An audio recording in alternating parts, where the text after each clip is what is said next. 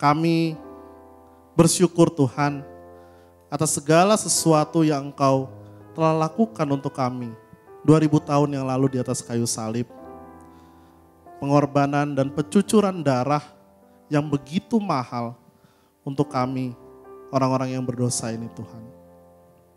Oleh karena itu kami mengucap syukur dan kami mau mengundang Roh Kudus-Mu untuk hadir di tengah-tengah kami Tuhan. Berikan kepada kami Tuhan pengertian akan firman-Mu Tuhan. Sehingga firman-Mu ini membawa pembaharuan, perubahan bagi setiap kami yang mendengarnya Tuhan.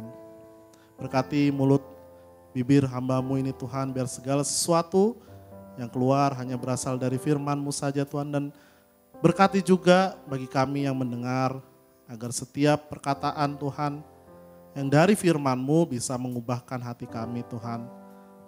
Mengubahkan jalan kami Tuhan. Biar Tuhan firman-Mu menjadi pelita bagi kaki kami Tuhan. Segala sesuatu Tuhan, dan kami siap untuk mendengarkan firman-Mu Tuhan. Terima kasih Tuhan. Dalam nama Tuhan Yesus kami sudah berdoa dan mengucap syukur. Haleluya. Amin. Amin. Puji nama Tuhan. Kita beri kemuliaan kepada Tuhan terlebih dahulu. Haleluya. Silakan duduk Bapak Ibu. Hari ini kita akan ada topik yang sebenarnya seperti merangkum seluruh isi Alkitab. Nggak akan lama gitu ya. Saya lebih suka sebenarnya kalau ngajar di kampus itu turun gitu. Jadi mahasiswa saya itu tidak ngantuk ya. Jadi saya izin untuk turun hari ini ya. Jadi kemarin saya pulang dari satu pelatihan yang sangat melelahkan gitu ya di kawasan Kemayoran. Dan waktu saya pulang, biasalah naik Grab car gitu ya. Terus basa-basi ya sama supir Grab car-nya gitu ya. Pertama kali yang dia tanyakan itu, apa pekerjaan Bapak gitu kan. Ya saya dosen. Oh dosen apa Pak katanya. Ya saya ngajar hukum. Wah ngajar hukum ya Pak. Kenapa sih keadaan hukum kita seperti ini sekarang? Aduh mau tidur gitu ya. Ditanyain kayak begitu kan. Gimana ya Pak? Saya bilang gitu ya. Iya kita korupsi di mana-mana kata dia. Ya, masalah ada aja kata dia. Ya gimana ya Pak ya? Saya bingung juga apa ya jawabannya gitu ya. Yang bisa merangkum gitu. Nah Bapak Ibu permasalahan di dunia itu sungguh banyak. Bukan hanya di hukum. Ya, bukan hanya di bidang hukum. Ya, tapi kalau kita bisa main tebak-tebakan gitu ya, kira-kira nih kalau kita mau tahu, kira-kira apa sih permasalahan terbesar di dunia ini? Ya, saya ambil dari website United Nations (PBB). Ya, PBB itu mengeluarkan ini loh permasalahan-permasalahan terbesar ya yang dihadapi oleh dunia. Ya. Nah, kira-kira kalau Bapak Ibu diperhadapkan pada pertanyaan seperti itu, ya apa yang terbayang di benak Bapak Ibu? Ya coba dipikir dulu, ya tenang aja, ya salah apa betul itu nggak ada hadiahnya ya masalahnya. Ya. Apa? Ya coba kalau saya tanya sama Bu Ayi, permasalahan terbesar di dunia ini apa sih? Jangan bilang nggak ada uang belanja ya, bukan permasalahan Ibu, permasalahan terbesar di dunia ini ya. Ayo apa Bu Ayi, permasalahan terbesar yang sedang dihadapi nih oleh banyak orang. Jangan, yang di dunia ini. Dunia. Pendidikan buat anak. Pendidikan buat anak, banyak anak-anak kita yang gak punya pendidikan. Masalah besar. Ya, karena kalau gak ada pendidikan, gak ada kerja. Kalau gak kerja, ya kalau gak kerja nganggur, gak ada uang. Kira-kira apa lagi selain pendidikan? Nah, Mas Anang ini kan dari pertanian. Nah, coba Mas, permasalahan di pertanian itu apa? Lahan yang kurang. Lahan kurang. Lahan kurang menyebabkan nggak ada bahan pangan, nggak cukup kelaparan di dunia karena kurangnya lahan. Ya, oke, itu kira-kira dua. Coba bisa ditampilin nggak? Ini, ya. Permasalahan-permasalahan besar dunia menurut PBB. Lihat paling besar apa? Kemiskinan. Ya. Kemiskinan itu dianggap salah satu masalah paling besar. Perang, ya, banyak perang belum selesai sekarang ini. Ya, belum selesai Ukraina kemarin, ditambah lagi sekarang, ya, permasalahan di Palestina, Israel, ya. Pandemi sakit penyakit, katanya mau ada yang baru lagi. Ya. Keamanan cyber, wah Bapak Ibu takut ditipu lewat WhatsApp, ya, jangan dibuka, padahal undangan kawin, benar nggak? Ya. Korupsi, perubahan iklim, nggak banyak loh yang ngomong tentang ini, ya, bahwa iklim kita udah rusak, ya, harusnya bulan Desember itu hujan, sampai Maret, sampai April kemarin kita masih hujan, ya, masih banjir di mana-mana. Ya. Nah, ini permasalahan-permasalahan yang ada di dunia ini. Ya. Tapi, ya, kalau kita mau kerucutkan, ya, kita tarik-tarik kemiskinan. Kemiskinan itu terjadi karena apa sih? Kurangnya uang. Masa sih uang tuh kurang di dunia ini?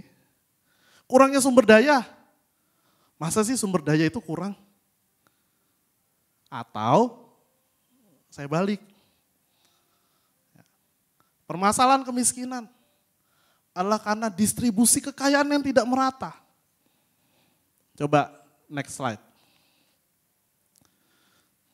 Ini sedikit ya kuliah sebentar ya sebelum kita masuk ke firman karena ini berhubungan ya.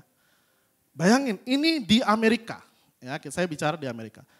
1% orang di Amerika menguasai 40% uang. Jadi bukan karena uangnya gak ada uangnya. Tapi dikuasai oleh 1% orang, bayangin 1%. Sedangkan middle class, ya Bapak Ibu lihat ya di middle class itu golongan tengah dan golongan yang kita katakan miskin, tadi kemiskinan, itu hanya punya 7% saja dari kekayaan di negara tersebut. Ya, bayangkan. Saya mau katakan begini, ya, bukankah ini permasalahan dari keserakahan? Ini permasalahan besar, ya, keserakahan, kerakusan. Dan apa itu keserakahan dan kerakusan? Apakah bukan itu dosa? Nah, ya. Perubahan iklim. Kenapa perubahan iklim terjadi? Ya tadi kalau kita permasalahan, pencemaran, ya, bumi dikeruk, habis, sampahnya dibuang, ya. Kembalikan ke laut. Kenapa ada orang-orang seperti itu? Balik kembali. Keserakahan, rakus. Gak peduli sama sebelahnya, tetangganya. Balik lagi pada dosa. Name it, apa aja, penipuan. Apapun itu. Bahkan kalau saya mau jawab supir Grab saya tadi, kenapa sih permasalahan kita, hukum kita di ini? Masalahnya apa? Dosa yang merajai dan dosa yang merusak ini semua. Ya, saya suka ngomong di kelas dasar saya, ya, kelas dasar Alkitab. Saya suka katakan, ya, permasalahan dunia ini dimulai dari ketidaktaatan. Ya, ketidaktaatan membawa maut, kematian. Ya, saya tanya, sebenarnya suka saya tanya. Apakah Adam dan Hawa langsung saat itu juga mati? Enggak. Ya. Tapi kematian yang dimaksud adalah dua macam kematian di sini. Kematian spiritual yang membawa pada kematian jasmani. Kematian spiritual, keterpisahan antara manusia dan Allah. Itulah yang membawa permasalahan, ya. Jadi manusia ini hadir di dunia ini, ya, membawa baik dirinya sendiri maupun alam itu ikut binasa sesungguhnya. Ya. Ikut binasa sesungguhnya. Memang saat itu juga Adam dan Hawa tidak mati secara jasmani. Ya. Tapi umur manusia semakin lama semakin degradasi. Ya. Ini yang menyebabkan ya kita sekarang ada dalam permasalahan ini. Ya, ada permasalahan-permasalahan besar. Ya. Kalau kita mau lihat, ya, itu semua adalah masalah dosa. Ya, masalah dosa. Nah, pertanyaannya, kalau di Alkitab, ya, di mana pertama kali kata dosa itu muncul? Ini. Ayo. Pertama kali kata dosa itu muncul di mana? Pertama kali dosa itu muncul, bukan juga di Adam dan Hawa, bukan. Kain dan Habel. Oke, jadi kita hari ini kita akan baca dan kita akan lihat ya tentang kisah Kain dan Habel. Mari Bapak Ibu kita buka di Kejadian ya, Kejadian 4 ya, ayat 1 sampai dengan yang ke-15. Kita langsung masuk saja ke ayatnya yang kedua ya. Ayat kedua. Oke. Ya, kita baca 1, 2. Selanjutnya dilahirkanlah nyala Habel, adik Kain, dan Habel menjadi gembala kambing domba. Kain menjadi petani. 3. Setelah beberapa waktu lamanya, maka Kain mempersembahkan sebagian dari hasil tanah itu kepada Tuhan sebagai korban persembahan. 4. Habel juga mempersembahkan korban persembahan dari anak sulung kambing dombanya, yakni lemak-lemaknya. Maka Tuhan mengindahkan Habel dan korban persembahannya itu. 5. Tetapi Kain dan korban persembahannya tidak diindahkannya. Lalu hati Kain menjadi sangat panas dan mukanya muram. 6. Firman Tuhan kepada Kain, mengapa hatimu panas dan mukamu muram? 7. Apakah mukamu tidak akan berseri jika engkau berbuat baik? Tetapi jika engkau tidak berbuat baik, dosa sudah mengintip di depan pintu. Ia sangat menggoda engkau, tetapi engkau harus berkuasa atasnya. 8. Kata Kain kepada Habel adiknya, marilah kita pergi ke padang. Ketika mereka ada di padang, tiba-tiba Kain memukul Habel adiknya itu, lalu membunuh dia. 9. Firman Tuhan kepada Kain, di mana Habel adikmu itu? Jawabnya, aku tidak tahu. Apakah aku penjaga adikku? 10. Firman-Nya, apakah yang telah kuperbuat ini? Darah adikmu itu berteriak kepadaku dari tanah. 11. Maka sekarang terkutuklah engkau, terbuang jauh dari tanah yang mengangakkan mulutnya untuk menerima darah adikmu itu dari tanganmu. 12. Apabila engkau mengusahakan tanah itu, maka tanah itu tidak akan memberikan hasil sepenuhnya lagi kepadamu. Engkau menjadi seorang pelarian dan pengembara di bumi. 13. Kata Kain kepada Tuhan, hukumanku itu lebih besar daripada yang dapat kutanggung. 14. Engkau menghalau aku sekarang dari tanah ini, dan aku akan tersembunyi dari hadapanmu, seorang pelarian dan pengembara di bumi. Maka barang siapa yang akan bertemu dengan aku, tentulah akan membunuh aku. 15 terakhir, firman Tuhan kepadanya, sekali-kali tidak. Barang siapa yang membunuh Kain, akan dibalaskan kepadanya 7 kali lipat. Kemudian Tuhan menaruh tanda pada Kain, supaya ia jangan dibunuh oleh barang siapa pun yang bertemu dengan dia. Dari kisah Kain dan Habel ini kita akan belajar 3 poin. Ya, 3 poin. Munculnya dosa, ya, melimpahnya kasih karunia, dan pentingnya pengorbanan. Ya. Munculnya dosa, melimpahnya kasih karunia, dan pentingnya pengorbanan. Ya. Kita mulai dari munculnya dosa. Seperti saya tadi sampaikan bahwa kata-kata dosa pertama kali muncul di kisah Kejadian ini, ya, pasalnya yang keempat, ayatnya yang ke-7. Ya. Dikatakan, apakah mukamu tidak akan berseri jika engkau berbuat baik? Tetapi jika engkau tidak berbuat baik, dosa sudah mengintip di depan pintu. Ia sangat menggoda engkau, tetapi engkau harus berkuasa atasnya. Ya. Saya mau sampaikan ada 2 hal mengenai mengintipnya dosa. Ya, mengintipnya dosa. Jadi dipakai kata mengintip. Ya. Kalau dalam bahasa Inggrisnya crouching. Ya. Dia sedang mengintai. Ya.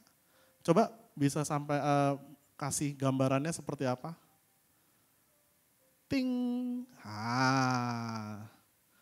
Ini penggambaran mengintip, penggambaran sedang mengintai. Ya. Jadi kalau kita lihat, ya, kata-kata ini memang dipakai untuk suatu predator. Ya, predator yang bersembunyi, mengintai, mengintip, ya, dipakai untuk, ya misalnya ini tiger ya, tiger, lion, ya, jaguar, leopard gitu ya. Dan kita seakan-akan tidak bisa melihat binatang ini ya secara langsung. Artinya apa? Dia bersembunyi. Ya. Dia bersembunyi. Ya. Terhalang oleh alang-alang, ilalang apapun itu ya. Dan dia menundukkan dirinya. Ya, mengatakan bahwa dirinya tidak ada di situ. Ya. Apalagi kalau mau mengintai, ya, mau menangkap mangsanya. Ya. Jadi dosa itu seperti ini Bapak Ibu. Dosa itu bersembunyi. Dosa itu bersembunyi. Ya. Seperti apa dosa itu bersembunyi? Ya. Bagaimana dosa itu bersembunyi? Saya mau katakan dosa itu bersembunyi dalam pikiran kita. Dalam intelektualitas kita. Ya. Saya ngomong dosa di sini aja mungkin banyak orang yang bilang, apa sih konsep dosa itu? Ya. Udah enggak kekinian deh konsep dosa. Itu hal yang, ini saya lagi di gereja yang kuno apa gimana? Kok masih aja sih ngomongin dosa? Ya. Kenapa? Karena orang sekarang nggak suka, ya, dengan kata-kata dosa. Puji Tuhan lah kalau anak-anak kita di sini masih ya murni saya katakan. Maaf, saya mau katakan begitu. Kenapa? Kalau saya ngomong di kampus, saya ngomong dosa sama orang yang intelektual, mereka nggak akan paham apa sih maknanya dosa. Ya. Jadi dosa itu bersembunyi di pikiran kita. Ya. Banyak orang mengatakan itu konsep spiritual. Gak mungkin kebawa-bawa sampai permasalahan dunia dan lain sebagainya. Ya, jadi bukan konsep jasmani, itu konsep spiritual. Ya. Dosa juga bersembunyi dengan bagaimana kita melihat orang sekitar kita. Ya. Kalau kita lihat orang jahat, lihat di berita-berita Bapak Ibu. Ya. Kita menganggap kok bisa ya orang itu sampai sejahat itu. Ya. Coba lihat berita-berita sekarang. Ya. Kok bisa sih orang bisa sejahat itu? Tega ya dia, maaf ya saya pakai kata ini. Tega ya dia memperkosa anaknya sendiri. Tega ya dia membunuh ya, anaknya sendiri misalnya. Di sini dosa bersembunyi. Ya. Kita mengatakan seperti itu karena ya, kita mau bilang kita nggak mungkin akan menjadi seperti itu. Nah, ada satu orang filsuf, ya, latar belakangnya orang Yahudi, ya. Dia namanya Hannah Arendt. Ya, kalau Bapak Ibu bisa searching, ya. Hannah Arendt. Ya. Nah, Bu Hannah ini, ya, dia mau lihat, ya, dia mau melihat sidang ya, seorang Nazi ya, terakhir yang akan diadili oleh negara Israel. Ya, jadi Hannah Arendt ini mau melihat ya, seorang bernama Adolf Eichmann. Ya. Nah, Adolf Eichmann ini ya, dengan kontribusi dia waktu dia di Jerman ya, sebagai seorang pejabat Nazi waktu itu. Ya, dia adalah orang yang mentransport ya, membagi-bagi 15.000 warga Yahudi di sini kirim ke Auschwitz untuk dibunuh. 20.000 kirim ke kamp konsentrasi yang ada di sini. 15.000, jutaan orang mati di tangan Eichmann, ya, seorang berkebangsaan Jerman, ya, jutaan orang Yahudi. Nah, Arendt ini penasaran, kayak apa sih Adolf Eichmann ini? Waktu dia datang ke sidangnya Eichmann, ya, dia lihat, ya, Eichmann ini tampangnya nggak kayak orang sadis, bapak-bapak biasa di umur 50 tahunan. Ya. Dia interview, kenapa kamu melakukan itu? Ya, saya dibawa perintah. Dia lihat, dia amati. Ya. Bapak merasa bersalah nggak? Ya mau gimana lagi ya. Hannah Arendt kemudian menulis buku, ya, amatan dia terhadap Eichmann ini dengan judul Banality of Evil. Ya. Banalitas kejahatan. Apa sih maksudnya? Ya, dia mengatakan begini, orang jahat itu, ya, ternyata gitu ya, setelah kita lihat orang jahat itu gak beda-beda amat kok sama kita. Ya, dari tampangnya sama. Ya, dia cuma seorang PNS kok, sama kayak kita. Mungkin aja terjebak di waktu yang salah. Ya. Gak juga merasa terlalu bersalah seperti apa. Ya. Jadi ada suatu, ya, kita katakan, oh Eichmann itu seorang monster. Kita gak mungkin jadi seperti dia. Nah, itu dia permasalahannya. Karena apa? Eichmann itu sama kok kayak kita. Ya. Saya mau katakan, saya pakai contoh ini lagi. Ya. Korupsi. Banyak teman saya bilang, kamu itu di kampus enak, makanya kamu gak ada godaan untuk korupsi. Ya. Saya bilang korupsi itu, ya, perilaku koruptif itu gak kenal tempat. Bukan artinya kamu, ya, berada di tempat yang banyak uangnya baru kamu mau korupsi. Ya. Enggak, coba perhatikan, ya, berita beberapa minggu atau beberapa bulan lalu, ya. Di tempat parkir suatu masjid, ya, di Bandung, di Al-Jabar. Ya. Mestinya harga parkirnya 5.000, dinaikkan jadi 25.000. Di tempat seperti itu bisa orang korupsi. Ya. Jadi bukan soal tempatnya. Ya. Bukan soal tempatnya, tapi bagaimana dosa ini kita anggap, enggak kok, saya enggak mungkin. Tapi kamu melakukan juga. Ya, Bapak Ibu, perhatikan cara kita berpikir di sini. Ya. Nah, saya katakan, ya, dosa juga bersembunyi dalam kepribadian kita. Apa maksudnya? Ya. Dosa itu kan mau menganggap dirinya kecil. Aku enggak ada di sini, kata dia. Ya. Aku enggak di sini. Kamu lihat yang lain aja. Jangan lihat saya enggak di sini. Bersembunyi dia, mengecil dia. Ya. Misalnya sakit hati. Sakit hati kalau dilamain, ya, didiamkan begitu, jadi apa dia? Jadi kepahitan. Ya. Ketidaksukaan cekcok yang kecil. Ya. Misalnya saya sama Pastor Begi gitu. Cekcok, ya, satu hal, saya bilang, memang orang Manado begitu, ya kan?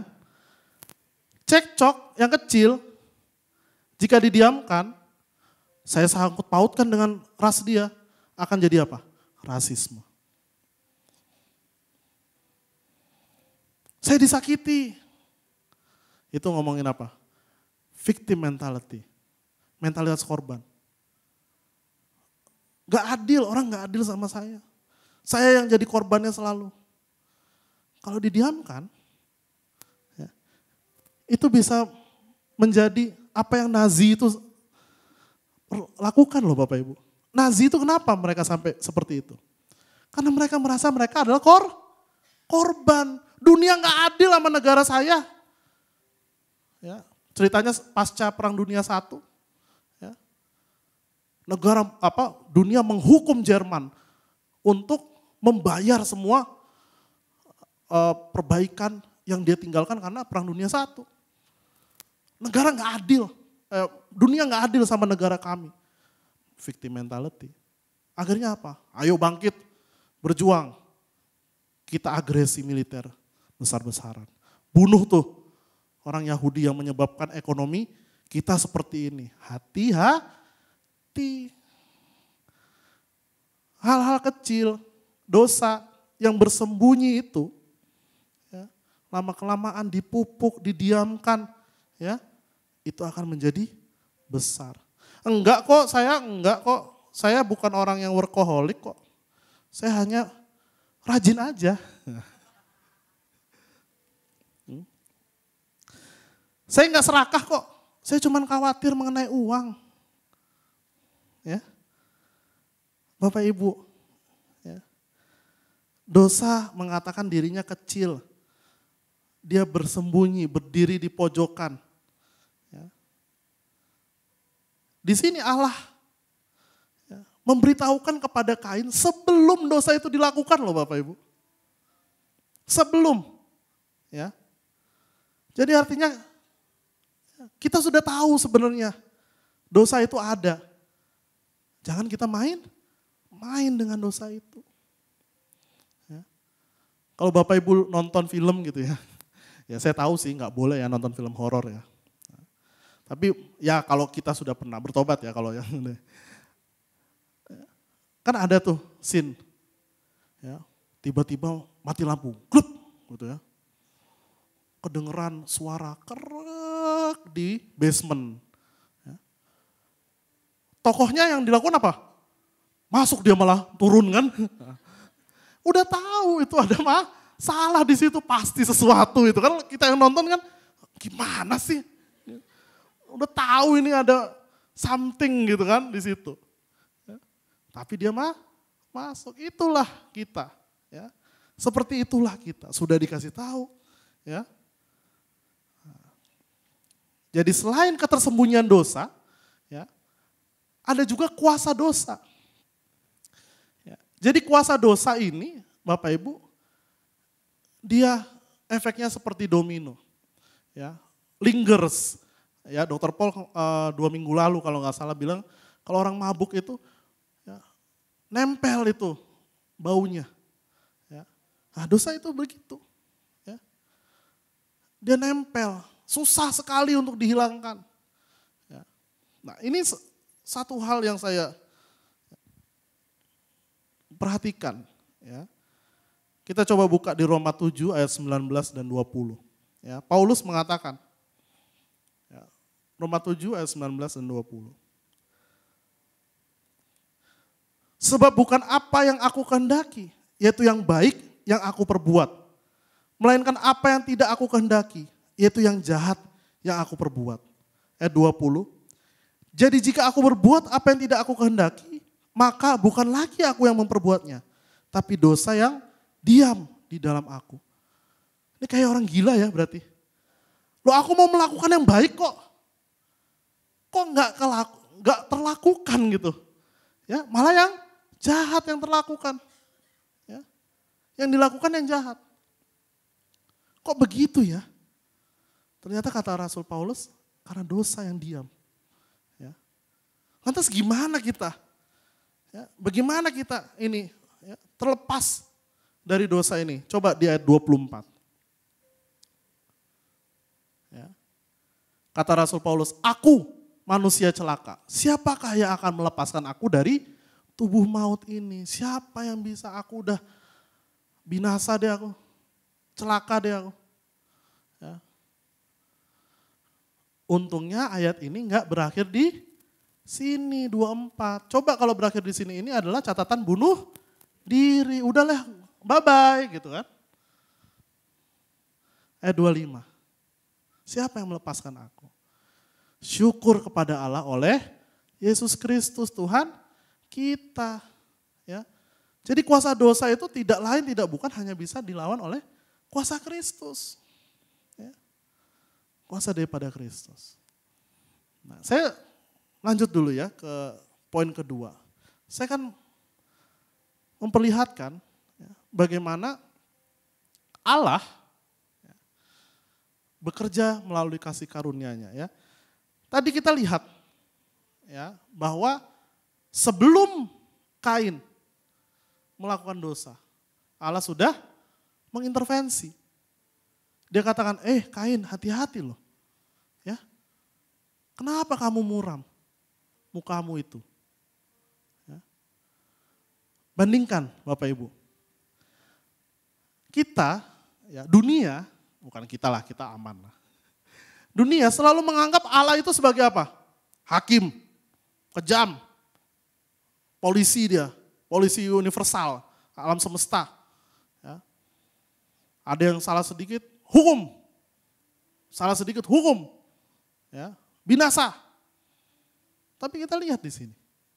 Ya. Dia datang ya, kepada Kain ya, untuk memberi peringatan dengan penuh kasih. Ya. Firman Tuhan kepada Kain, mengapa hatimu panas dan mukamu muram? Dia gak bilang langsung, ada yang gak benar tuh di hati lu.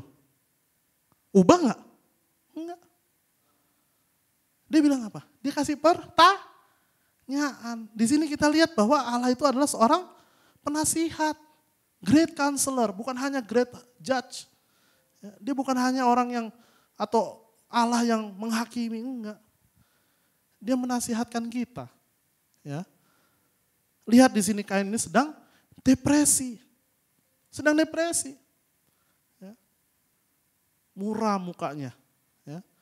Allah ingin mengintervensi sebelum dosa itu dibuat justru. Ya. Dia datang sebagai penasihat, mengajukan pertanyaan. Ya.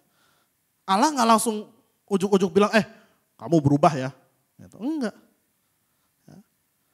Tapi dia mau nanya, kenapa?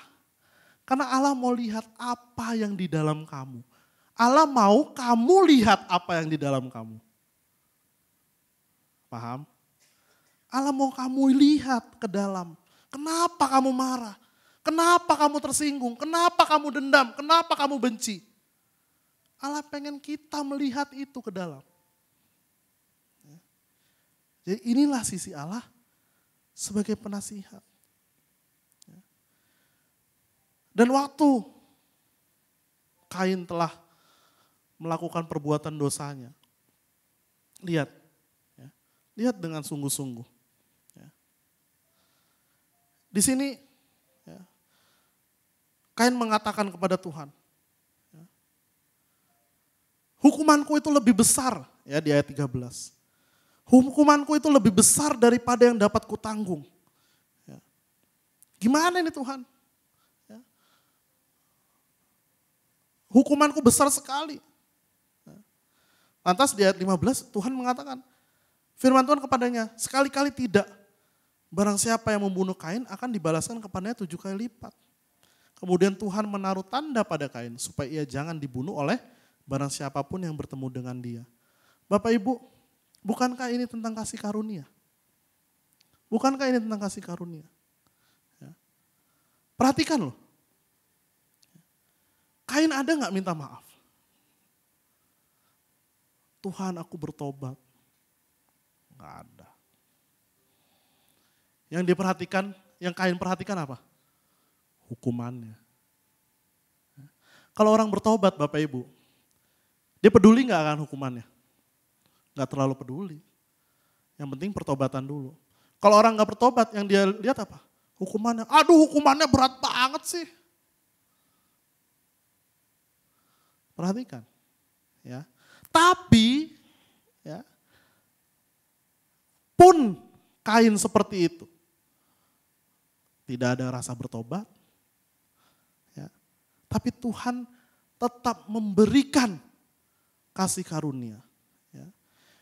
Kitner, ya, seorang sarjana tentang Perjanjian Lama, mengatakan seperti ini, kepedulian Tuhan kepada mereka yang tidak bersalah, perhatikan, kepedulian Tuhan kepada mereka yang tidak bersalah juga dilengkapi dengan kepedulian Tuhan kepada mereka yang berdosa. Ya. Jadi Tuhan bukan hanya peduli pada yang tidak bersalah, the innocent. Tapi Tuhan juga peduli kepada mereka yang berdosa. Nah, tanda pada Kain, tadi kan dikasih tanda ya. Kita nggak tahu tandanya itu apa gitu ya. Yang mengatakan jangan bunuh dia. Itu bukan tanda bahwa ini adalah orang yang berdosa, cap stigma, bukan. Melainkan tanda untuk mengatakan bahwa Allah lah yang menjadi pelindung bagi Kain. Allah lah yang menjadi pelindung bagi Kain. Nah, kalau kita, kalau Allah saja kepada orang yang tidak bertobat, menunjukkan kasih karunia-Nya, sebenarnya harusnya kita lebih lagi. Kita harusnya lebih lagi merasa bahwa kita berada dalam kasih karunia.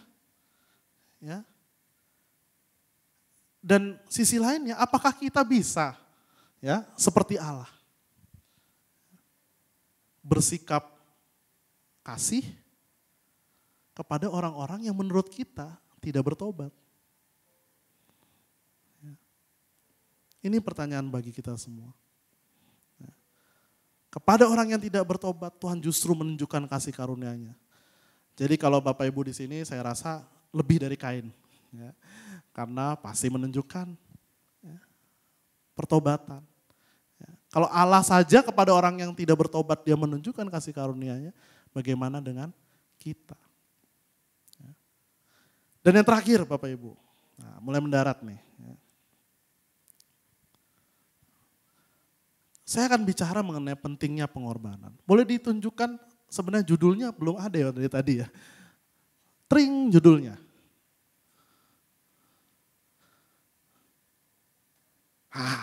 Ini judulnya sebenarnya. Ya. Kain atau Habel. Ya, Kain atau Habel. Ya. Saya tanya, apa sih bedanya pengorbanan Kain dan pengorbanan Habel? Ya, ini bagus untuk guru-guru sekolah minggu ya, karena dulu saya ingat, saya lupa apakah di sini atau ya Pak mungkin di gereja yang lama ya, semoga di gereja yang lama.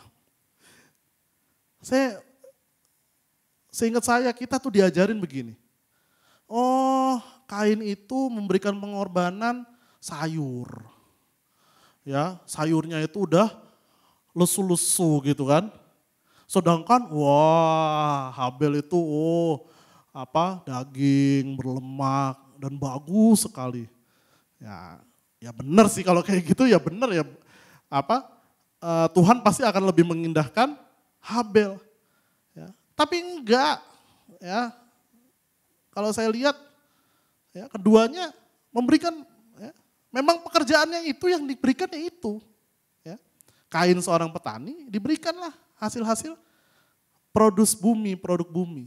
Ya, sedangkan Habel ya, yang adalah gembala, ya, domba, sapi dan lain sebagainya menyembelih. Ya. Tapi apa yang membedakan dari sisi pengorbanan ini? Ya. Nah kita loncat sedikit ya, ke Ibrani 11 ayat 4. Nah ini yang membedakan Bapak Ibu. Ya, ini yang membedakan. Ya. Oke, kita baca. Karena iman Habel telah mempersembahkan kepada Allah korban yang lebih baik daripada korban Kain. Dengan jalan itu ia memperoleh kesaksian kepadanya bahwa ia benar. Karena Allah berkenan akan persembahannya itu dan karena iman ia masih berbicara sudah ia mati. Jadi perbedaannya adalah ada di iman. Ada di iman. Ya. Dan iman itu selalu berbicara mengenai respon dari kasih karunia. Ya. Kain dan Habel tahu mengenai kisah ya, bapak ibunya, Adam dan Hawa. Di Kejadian 3, selain kutuk, ingat, karena mereka sudah tidak taat, selain kutuk, ada harapan yang diberikan kepada Adam Hawa dan keturunannya. Bahwa suatu saat dari Hawa akan ada anak manusia. Ya. Anak manusia itu akan meremukkan kepala ular. Ya, walaupun ya, tumitnya akan digigit. Ya. Suatu saat akan ada pembebas. Suatu saat akan ada juru selamat. Nah, Kain dan Habel ini tahu mengenai kisah ini. Ya. Habel ya, paham mengenai janji keselamatan. Ya. Jadi Habel menurut Ibrani memberi pengorbanan karena iman. Respon dia terhadap janji keselamatan. Jadi Habel memberi karena responnya terhadap janji keselamatan. Sedangkan kalau kita mengkontradiksikan, Kain ya, datang membawa pengorbanan, mengharapkan bahwa korbannya itu adalah jalan kepada keselamatan. Cara memperoleh keselamatan. Bedakan. Yang satu, respon terhadap keselamatan, dia percaya, dia mengimani bahwa dirinya sudah selamat. Kenapa? Karena janji yang diberikan Allah kepada Adam dan Hawa. Satu lagi, ya, aku harus berkorban agar aku selamat. Bedakan Bapak Ibu. Ya. Lihat perbedaannya.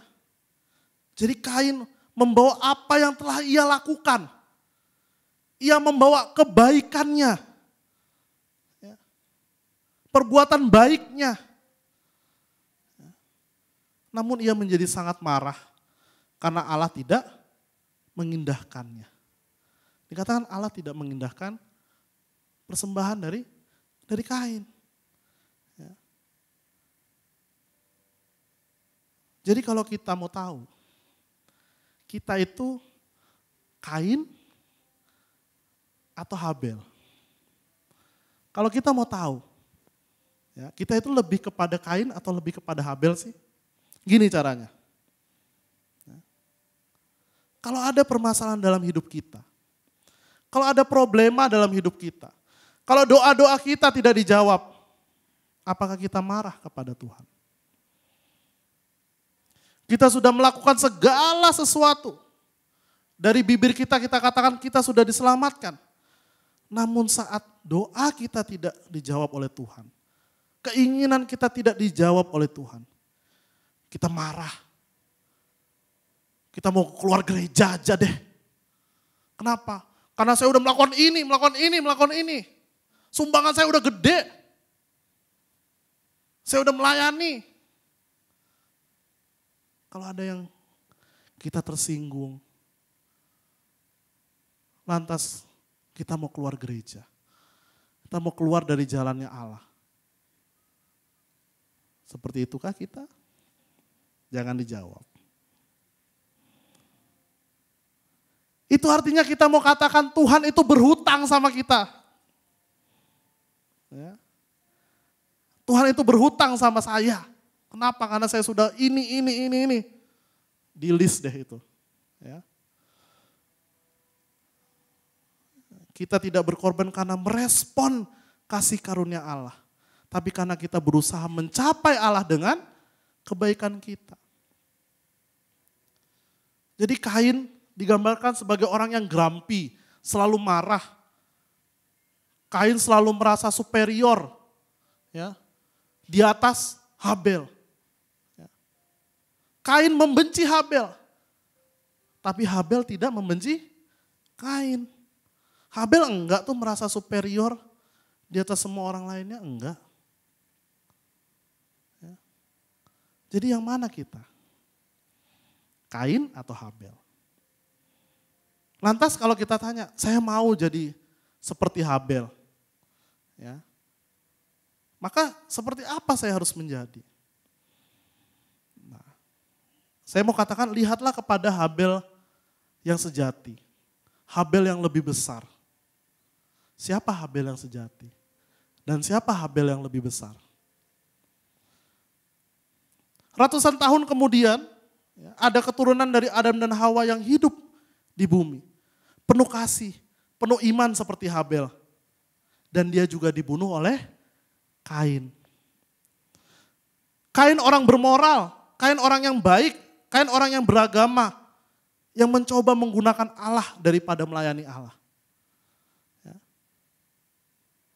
Bukan orang yang tidak bermoral, bukan orang yang tidak beragama yang membunuh Yesus, Bapak Ibu. Bukan pelacur yang membunuh Yesus, bukan. Bukan memungut cukai yang membunuh Yesus, bukan. Namun orang Farisi dan mereka yang memegang hukum Taurat. Ya. Jadi Habel adalah penggambaran daripada Yesus. Yesus adalah Habel yang lebih besar. Habel yang sejati. Yang juga dibunuh oleh Kain. Ya. Yang lebih mementingkan caranya untuk mencapai surga. Daripada melihat kasih karunia. Daripada melihat iman. Daripada pengorbanan itu. Saat darah Habel tercurah di tanah. Dikatakan darah akan berteriak terhadap ketidakadilan. Dan perhatikan ini. Di Ibrani 12 ayat 24 dikatakan. Ibrani 12 ayat 24. Dan kepada Yesus pengantara perjanjian baru dan kepada darah pemercikan yang berbicara lebih kuat daripada darah Habel. Bapak Ibu, darah Yesus berteriak bagi kita. Berbicara lebih kuat bagi kita. Ya. Darah Yesus berbicara kepada Allah. Darahnya adalah bentuk pembayaran akan tuntutan hukum yang harusnya ditimpakan kepada kita. Jadi Bapak Ibu, Yesus adalah Habel yang lebih besar, the greater Abel. Jika kita mengerti akan hal ini Bapak Ibu, bahwa dia turun daripada surga, membayar dosa-dosa kita, kita akan lebih seperti Habel daripada seperti Kain. Amin. Pahami, ya. Tahu bahwa darah Yesus, ya, yang tercurah. Kita ini harusnya dihukum, tapi darahnya berbicara lebih kuat daripada darah Habel. Dan banyak darah-darah lain yang sudah tertumpah. Mari. Dosa yang ada, tapi ada kasih karunia. Dan ada darah Yesus yang telah menebus kita semua. Puji nama Tuhan. Mari kita sama-sama tundukkan kepala untuk kita berdoa. Kami mengucap syukur Tuhan, untuk kasih karunia-Mu Tuhan. Apa yang kami beri tidak sebanding dengan apa yang Kau berikan kepada kami Tuhan. Oleh karena itu kami bisa hidup mengetahui fakta bahwa Engkau telah memberi hidup-Mu terlebih dahulu kepada kami Tuhan. Kami menyadari ini dan kami sungguh bahagia.